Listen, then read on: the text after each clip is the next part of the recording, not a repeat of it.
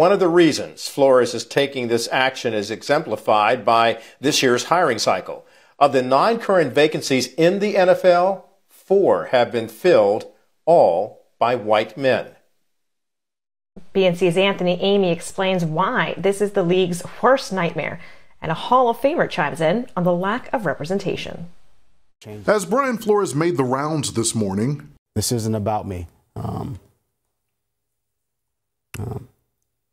And I understand that. This is bigger than me. This is bigger than football. News of his lawsuit against the NFL and 3 of its teams, the Miami Dolphins, Denver Broncos, and New York Giants, continues to shine a white-hot spotlight on the disparities he is calling attention to.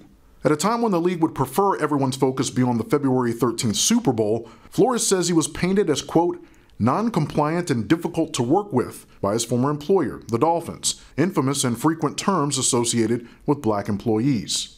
Flores also says text messages from his former boss, Patriots coach Bill Belichick, proves that his interview 3 days after learning the Giants plan to hire Buffalo offensive coordinator Brian Daboll as their head coach is just the latest example of teams making a mockery of the Rooney Rule, established in 2003 to help identify and interview minority head coaching candidates for teams with vacant positions. I spoke with Hall of Fame safety Brian Dawkins about the Rooney Rule and the fact that the league seems as if it's going backwards when it comes to hiring black head coaches. When you were a rookie, there were 3 black head coaches. You had Ray Rhodes in Philadelphia, Dennis Green in Minnesota, and Tony Dungy was hired in that same year you were drafted, 1996, by Tampa Bay. Today, there's a grand total of 1 black head coach. So I have to get your thoughts on this. How in the world can that be the case more than 25 years later? Yeah, and it's still the problem to this day. To your point, that matter of fact, to have Mr. Rooney before he passed, to have to come up with something, to have owners and the like to actually interview head coaches and GMs are the same. It's the same boat when it comes to that. To have to this day have the lack of representation for individuals who create more than 70% of the league.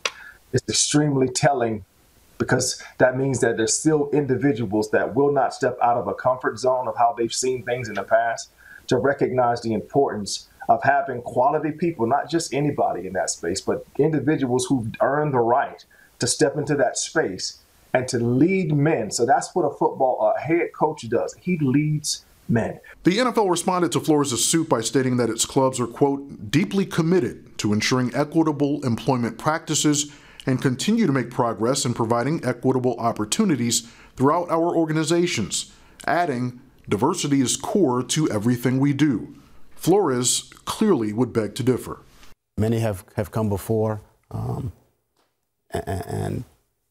done a lot to create change in this country for people of color. And I just felt like in this instance, it was my turn to step up and be an agent for change, and I'm proud to do that. My turn to step up and be an agent of change. Anthony Amy joins us now, and Anthony, the organization that fights for equity and inclusion in pro football, reacted to the Flores lawsuit today. What did it say? Yeah, Kelly, good to be with you. The Fritz Pollard Alliance, which is named after the NFL's first ever black head coach from the 1920s, said the following: men and women of color in the NFL community have long known that the odds of advancing in the coaching ranks and in the front office are stacked against them. The Fritz Pollard Alliance supports Coach Flores and others in their effort to level the playing field for men and women of color. That was from Executive Director Rod Graves. Now, Kelly Wright mentioned a moment ago, Flores alleges Dolphins owner Stephen Ross offered him $100,000 per loss in 2019. Well, former Browns head coach Hugh Jackson, who's now the head man at Grambling, says the same thing happened to him in Cleveland. Like the Dolphins, Browns ownership denies the claim. But as we know, this is just the beginning of this entire process. Back to you.